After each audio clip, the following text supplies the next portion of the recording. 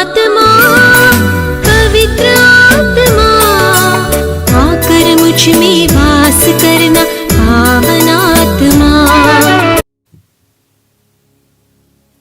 जय यीशु। कभी कभी कुछ व्यक्तियों को देखकर, उनकी सेवकाई को देखकर, उनके सेवा कार्य को और उनकी प्रार्थना को देखकर लोग बोलते हैं उनके दिल में आग है, उनके जीवन में एक आग है और वे उस प्रकार समर्पित सेवकाई करते हैं। कल हमने पवित्र आत्मा के बारे में, संजीवन जल के बारे में सीखा।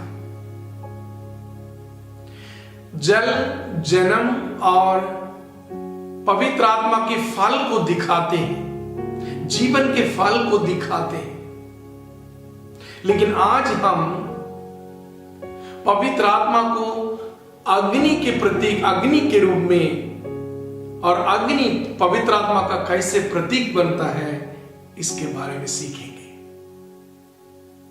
प्रेरितों के कार्यकलाप अध्याय 2 के 3 से 4 वाक्य हम पढ़ेंगे तो उसमें इस प्रकार लिखा हुआ है, उन्हें एक प्रकार की आग दिखाई पड़ी जो जीभों में विभाजित होकर उनमें से हर एक के ऊपर आकर ठहर गई।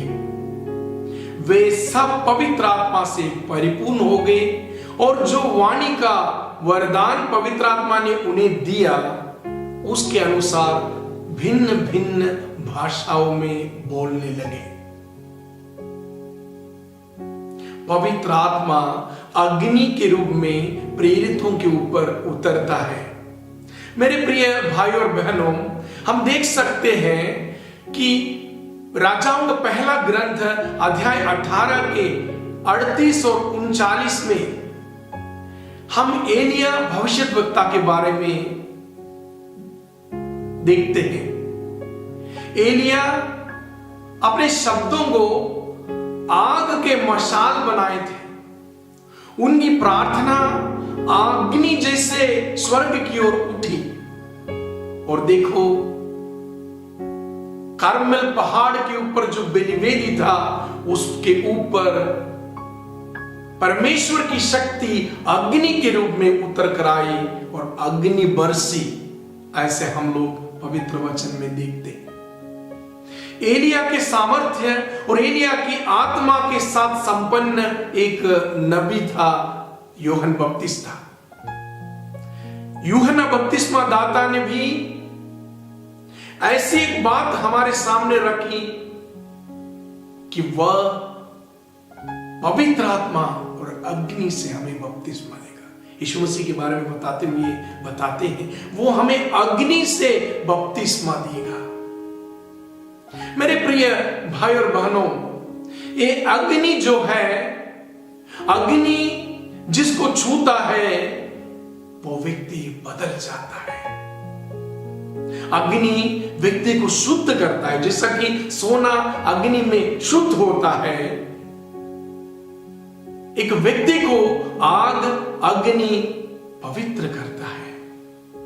लेकिन इस अग्नि में रहने वाले, इस अग्नि से जलने वाले व्यक्ति स्वयं जलकर राख नहीं बनता, भस्म नहीं होता।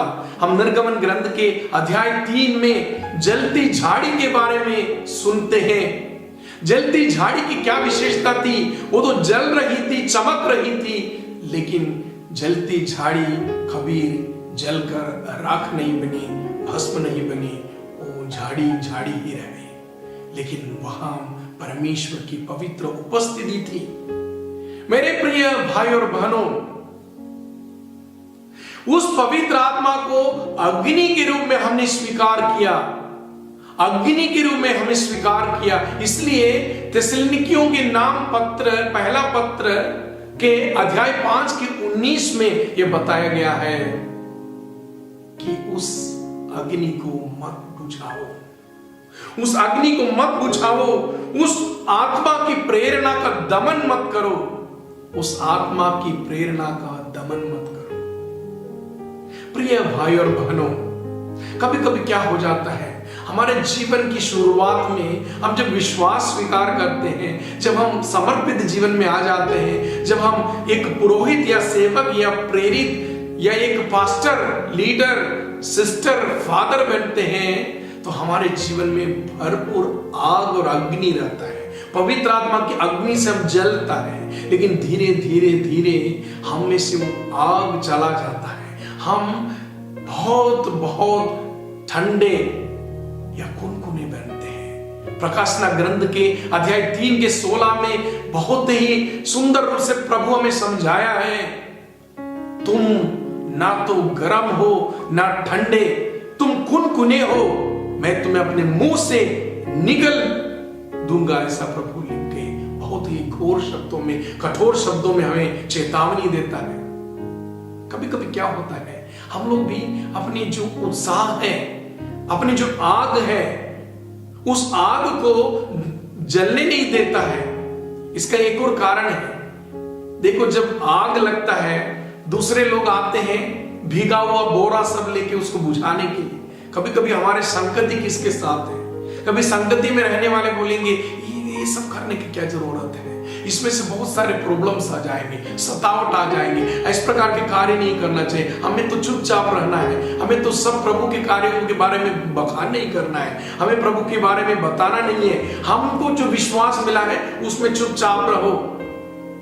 लेकिन जो सच्चा विश्वास पाया है उसका आग कोई भी बुझा नहीं पाएगा। मेरे प्रिय भाई और बहनों, जब हम बोलते हैं कोई कुछ भी वस्तु या व्यक्ति ठंडा है, उसका मतलब क्या है?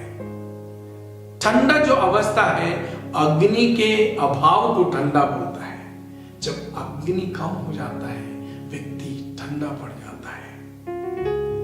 ऐसा ना हो हमारा जीवन में भी हम कुनकुने बन जाए, ताकि उस कुनकुने बनने से परमेश्वर के सामने हम स्वीकार्य नहीं बनेंगे।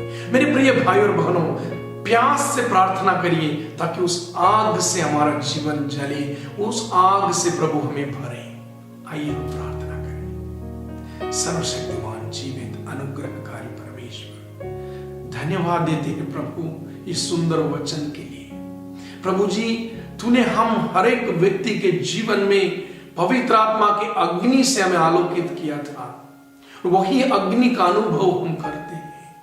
उन तमाम भाई बहनों के लिए हम धन्यवाद देते हैं जो प्रभु परमेश्वर आपके पवित्र आत्मा की अग्नि से अपने पूरे जीवन को समर्पित किया। प्रभु, उस अग्नि से हमें शुद्ध कर दीजिए, उस अग्नि से हमें प्रज्वलित कर दीजिए, ताकि हम दूसरों के सामने तेरे वचन का साक्षी बने और हम कभी कुनकुने ना बने। प्रभु, हम हमेशा गर्म बने रहे, हम हमेशा आपके वचन और आपके प्यार और आपकी कृपा से जलते रहे। ये प्रार्थना हम मांगते हैं हमारे उद्धारकर्ता यीशु मसीह के नाम पर, पिता और पुत्र और पवित्र आत्मा के नाम